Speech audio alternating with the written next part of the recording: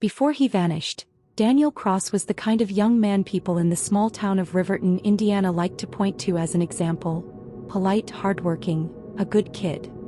He was 24, tall and lean, with a quiet warmth that made even strangers feel safe around him.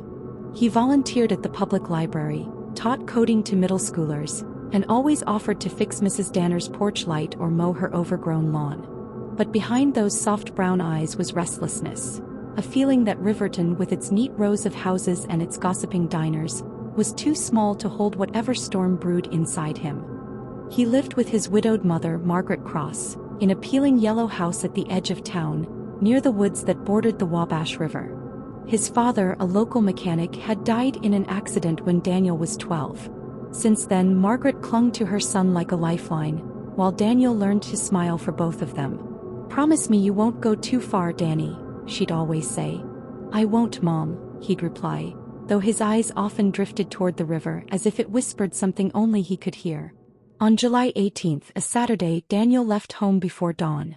The morning air was thick with humidity, the sky bruised with storm clouds that hadn't yet decided to break. He told his mother he was going for a jog by the river before meeting his best friend Ethan Cole at the Rusty Spoon Diner for breakfast. He never made it. By noon, Ethan texted him 5 times. By 4, Margaret began calling neighbors. At sunset, when the cicadas screamed and the air turned electric with the coming storm, the sheriff's department launched a search. They found Daniel's sneakers near the old wooden bridge, one lodged between the planks, the other lying neatly beside a muddy footprint. His phone was gone. His backpack too. The sheriff, Jim Daly, told reporters, "We're not ruling anything out. Could be foul play, could be an accident." But to the people of Riverton, the idea of Daniel just vanishing didn't make sense. He wasn't reckless. He wasn't the type to run away. And yet he was gone. For the first few days, the whole town came together. Volunteers combed the woods, boats scanned the river, helicopters thundered overhead. But after a week with no trace, theories began to bloom like weeds. Some said he'd been kidnapped. Others whispered suicide. A few claimed they'd seen him arguing with someone by the post office 2 nights before. Then there was Mrs. Riley, the waitress at the Rusty Spoon, who swore she saw Daniel that morning, not alone but talking to a woman in a red scarf, her face half hidden. The description didn't match anyone in town. Ethan didn't believe the rumors. He knew Daniel too well, or thought he did. But when police asked if Daniel had seemed troubled lately, Ethan hesitated. A few weeks before, Daniel had been obsessed with something he called the River Project. He'd stopped hanging out as much, spent long nights at the library digging through public records. He wouldn't say much, only that it was important. "I'm onto something," Daniel had said once, voice low and intense. "If I disappear, it won't be by accident." Ethan had laughed it off then. But now the words echoed like a curse. 2 months later, Margaret received a manila envelope in the mail. No return address. Inside was a USB flash drive, and a note in Daniel's handwriting that read, "Mom, if this ever reaches you, tell Ethan to open it. Don't go to the police. Trust no one." When Ethan plugged it into his laptop, he found a folder titled River. It contained video clips, voice recordings, and old newspaper scans. Daniel had been investigating a toxic chemical spill that happened 20 years ago.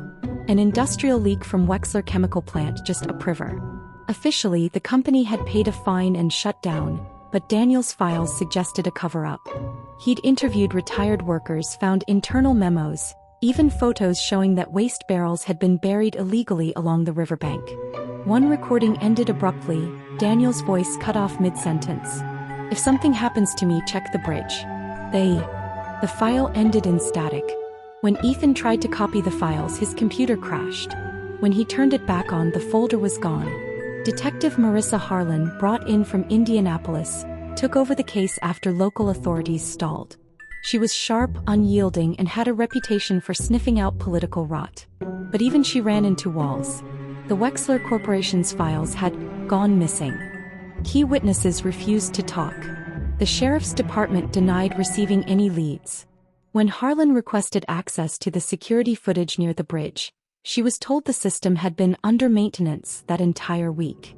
Margaret, exhausted and hollow-eyed, grew convinced that someone, or something, was keeping her son's story buried. "They want us to forget him," she told Ethan once, voice trembling. "But I won't." She began leaving a cup of black coffee by the window each morning, for when he comes home. 3 years passed. The town moved on, at least pretended to. New developments rose along the riverfront. A shiny shopping plaza covered what had once been marshland. But those who remembered Daniel couldn't shake the feeling that Riverton had sold its soul to forget him. Ethan left town, became an investigative journalist in Chicago. Yet every July 18th he returned to stand on the bridge with a single candle, the way Margaret still did. Then in the 4th year, a construction crew dredging the riverbank unearthed a rusted metal box. Inside were waterlogged papers, a small black notebook, and a brass key. The notebook's final page read, "They're watching. The truth is deeper than the river. If I disappear, remember, it wasn't the water that took me." The key was traced to a locker in a Greyhound station 2 towns away. Inside the locker was Daniel's leather backpack. Everything was soaked and moldy, except for one item, a red scarf neatly folded. The same red scarf the waitress had mentioned. The discovery reignited the case. True crime podcasts picked it up, calling it the Cross disappearance. Reporters flooded Riverton again, interviewing old witnesses, digging up contradictions.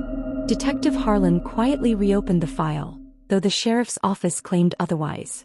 When Ethan examined the recovered notebook, he noticed faint impressions beneath Daniel's handwriting, the ghost of words from a missing page.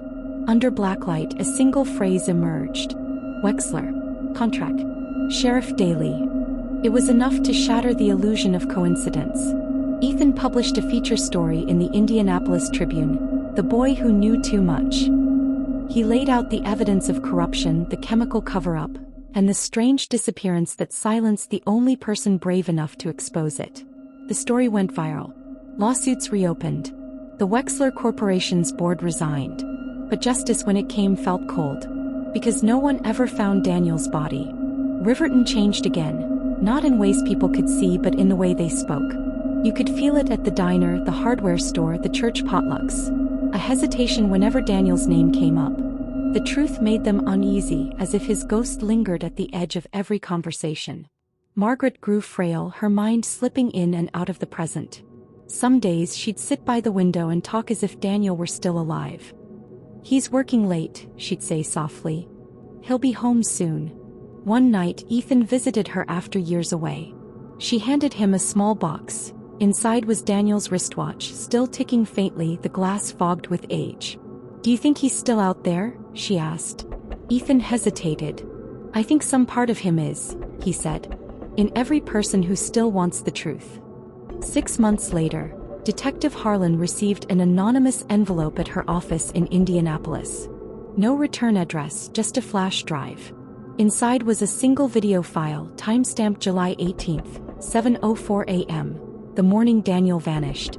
The footage, grainy but clear enough, showed Daniel standing by the bridge talking to someone. A man, tall, wearing a deputy's uniform. The face turned briefly toward the camera. It was Sheriff Jim Daly. The recording ended with Daniel stepping closer, saying something inaudible, then 2 sharp sounds like pops. The camera jolted. Static. The next day, Sheriff Daly was found dead in his cabin, a gun by his side. The official report said self-inflicted gunshot wound. But the townspeople knew better. 5 years after Daniel Cross vanished, Riverton held its first candlelight vigil at the bridge where he was last seen. Hundreds gathered. Old classmates, townsfolk, even former employees of Wexler Chemical who had once stayed silent. The river shimmered beneath the moonlight, calm and inscrutable. As the candles flickered, Ethan stood beside Margaret, who now leaned heavily on a cane. She whispered, "Do you think he forgave us?" Ethan didn't answer. He only looked out at the water, where the reflection of a single flame drifted away, slow, steady, and strangely alive. Some swore they heard a faint voice carried on the wind that night, whispering through the reeds. "It wasn't the water that took me."